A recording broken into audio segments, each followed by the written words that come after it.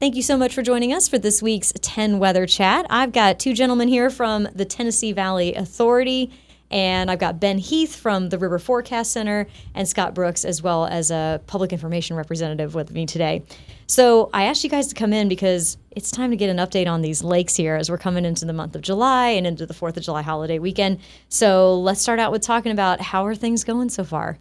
Yeah, so the last month, it's been two different stories as far as early in the spring and how dry it was, some of the record drought that we saw, and that definitely had impacts, and we're still feeling those impacts. But if we looking back over the past 30 days, things have improved and changed, and the story's changed a little bit. So what we've seen over the last 30 days is average rainfall, and so that's about 4.5 inches. And I'm not looking at just one spot, because you can look at certain locations, like someone might say, well, at my house, I got more rain than that. It's rained a lot, and it's true. There's definitely places that have received 5, 6, even 8 inches of rain, but from a valley, the whole region, we've received about 4.5 inches. But the story also is really runoff, and the runoff is still lagging behind the rainfall. But still, we have received some rainfall, we have received some runoff, and that has improved the conditions. So looking at lake levels, they're better today than they were 30 days ago. And that is in the right direction. That's what we wanted to see, was to finally start seeing the lake levels kind of come up, even though they're still below where they typically would be this time of year. I have our drought monitor up right now. This is from y'all's website. This literally came out this morning, probably as y'all were driving here. We had some great improvement on the plateau. We do not have extreme drought up there anymore. Obviously, you guys measure more than just East Tennessee. You cover the whole Tennessee River Valley down into Alabama and into West Tennessee. But again, trending in the right direction. The rain we have had has made a difference. But it's not just what falls from the sky. Like you said, it's got to get into the lakes too. We've been talking about the rain events we have had. They've been pretty heavy. So they've kind of been broken, intermittent, but when it's rained very hard. Can you talk a little bit about this graphic right here, kind of explaining the difference between runoff versus rainfall? Yep, absolutely. So again, it's the runoff that actually makes it into the streams, which ultimately make it into the lakes. And because of the drought, the soil, as we talked about last time, the sponge was very dry. And that's still, when we talk about, we're still suffering the consequences of the drought from early in the spring. And that's still what we're seeing, where though we are getting rainfall, and that's the top, the black line is average, the blue line is the rainfall we're receiving this year, and it's looking good. But the runoff is still trailing far behind. And so, again, 4.5 inches of rainfall the last 30 days, but only less than an inch of runoff. So because the soil is still very dry, that it's still absorbing a lot of the rainfall that we get. And though we have received rainfall, and some of it has been intense, there's still, again, from a valley-wide, the big picture is that the runoff is lagging behind. But again, we're looking much better today. When we talked back in like April or so, I was really afraid by July and August that things were going to look really bad, just because the lakes, it was dry, and we have to release a little bit of water from the lakes to keep the river system healthy down below the dams. So though we are still releasing our minimum flows from the dams, but with the rainfall and the runoff, they're actually looking much better than I anticipated them looking for this time of year. So I'm pleased. I know it's not what people desire, right? We all want it full all the way up to our guide curve, our desired location, desired elevations, but compared to what we were dealing with back early in the spring, things have improved drastically. Yeah, and that graphic that we were showing you, the green line is where we would want the runoff to be, and the red line is where it is, and there's a drastic difference in that. I'm also seeing the D numbers on the right-hand side. That's indicating the drought conditions, correct? Correct. So that runoff kind of matches with the drought that we're still seeing at this point in time. With the heavy, intense rainfall rates, hopefully, I mean, we don't want the flooding that comes from that, but beyond the flooding moment, more of that does get into the lakes because it doesn't have time to soak into the ground. So I guess we're trying to find the glass half full side of the heavy rain that we've been having. Yeah, absolutely. Because you're right. You get those heavy rain events. A lot of them are pretty isolated, so it's relatively small areas compared to a whole watershed. Yeah. But again, I think that's the rainfall. So we can just look at Cherokee, and we can look at Norris and Douglas, some of those reservoirs that have been low. And so Cherokee and Norris are only about 7 feet below where we desire for them to be, which, again, 7 feet's a lot, but compared to where they were, it's better than they were a month ago. Douglas is only about 5 feet below where we would typically be this time of year on a normal year. So, again, far better improvements than the last time we talked.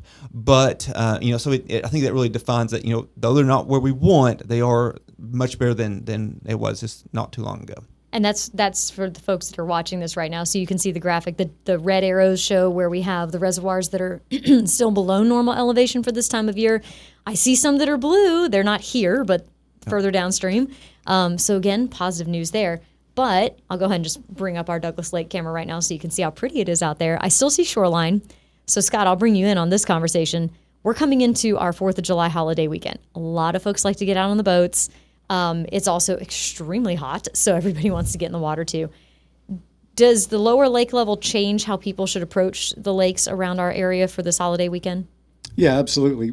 Safety should be top of mind when conditions are like this. We want people to be safe, even when they're going out to their favorite cove. Maybe you've been there already this year and have explored the conditions. But if you haven't, take some extra time to check out the conditions, because the lower levels may mean there are some hazards exposed that wouldn't normally be there. 5-7 feet does make a difference when you're talking about exposed rocks, trees, debris, sandbars. Even you don't want to get your boat stuck. You can't get as close to the shoreline as maybe you could last year. So the difference in conditions from a normal year to this year is something everybody just needs to keep in mind as they head out. And obviously this year is not a normal year for 4th of July celebrations because we're celebrating the 250th here. And TVA is doing something special for that with some of the dams within your system. So can you tell me a little bit about that? Right. We like to be involved in whatever's going on the federal level, and it is the big 250th celebration. So TVA is building the next 250. And big part of that is opening 4 of our historic dams for tours. And by opening, we don't mean the doors are open, come on in. We kind of learned a lesson when we did that for the 80th at Norris back in 2016. That was quite a crowd. Yeah, and had 30,000 people in 2 days. My gosh. Yeah, it was quite a lot of people. Yeah, it was a lot of people. So we did it. We did this for the TVA 90th 3 years ago, and we're doing the same approach this year, which is you can sign up and we will do random drawings for people to actually visit the dams, and the closest here would be Norris. It's basically where the visitor centers, the staffed visitor centers are. So Norris, Raccoon Mountain down near Chattanooga, and then Fontana over in the mountains, and then Kentucky Dam up in the far west of our territory in Kentucky. And so those 4 dams will be open for tours in the month of July. The dates are on our website and how you can sign up. I think we've had over 4,000 people so far. Oh my gosh. Register for the lottery, and that's really what we're doing. We're going to be drawing names, filling them up in random drawings, and keeping the numbers, again, small and manageable on those days, and staffing those with as many people as we need to handle the people that will be coming through. So yeah, opening the historic dams, that's a big deal because since 9/11, the dams have been closed to the public. We used to have visitor centers and tours at all of our dams, and after 9/11, the security protocols definitely changed. So. Yeah, and now for people, obviously not a lot of people have had this opportunity to get to see it. Can you, and maybe somebody was listening to this and their ears just perked up. They were like, I might be interested. What is something they would see? It's not just concrete walls that they're going to be walking in between, right? What do they get to see when they go inside one of these dams? Right. So yeah, these dams are hydro producing, which means they produce power. So you'll get to see the turbines and the units on the floor. And then wherever it's safe to do so, we will actually go inside the dams into the galleries and yeah, a lot of concrete and tight spaces. So if you're thinking about signing up, we want to make sure everybody is aware that this is a walking tour, and you have to be. And most of these dams are decades old. It's not necessarily ADA compliant, so you need to be prepared to walk and climb steps if you're going to register for these tours. And being okay with being in a closed space. Absolutely, you will not closed be able to see damp, out. Yes, yes. Because we don't want holes in the dams for you to be able to see out. That's right. But it really is a special opportunity, especially at Norris, because Norris is having its 90th anniversary this year. It was the first. It was the first TVA dam, 1936. Yeah. And then Raccoon Mountain is our only pumped storage, where we actually draw water up out of the river and store it in a lake at the top of the mountain, and then release it into the turbines. So that's that's very unique to TVA as well. That's a really unique system too. So again, that's down near Chattanooga. Right. So folks that might be near the Knoxville area might have a little bit of a drive, but would be pretty cool to see something like that. And then out at Fontana, that dam is unique because they don't have gates that run down the face of the dam. That one's the rooster tail, right? Right. It comes out the side. That's right. It's always fascinating when that one spills. And as big as it is, I mean, you don't realize what a massive structure that Fontana Dam is until you're there, and just how deep that lake is. Yeah, that's huge. So a lot of reason, I guess, maybe I'll put my name in all the lotteries to go check them out there. So a lot of things to celebrate with TVA for the 4th of July and beyond. For the tours, we've got positive news with the lake levels. Is there anything else y'all want to add before we wrap this up? Well, we want to make sure that everybody knows that it's not just the dam tours. Starting after the July 4th holiday, all of the staffed visitor centers will have special giveaways.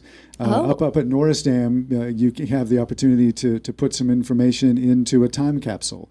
We're doing we're going to seal it after the end of the month, after the end of July, for 50 years. So you have an opportunity. You can do it online as well, but the Norris Visitor Center, you can show up. You can write. You just write something important about TVA, some kind of memory, something, and we're going to put all that into a time capsule. So there are lots of ways to participate with if you don't get into the dam tours. So. That is really cool. And do you all have a time capsule you're opening this year, by any chance? Not yet. I know of. Okay.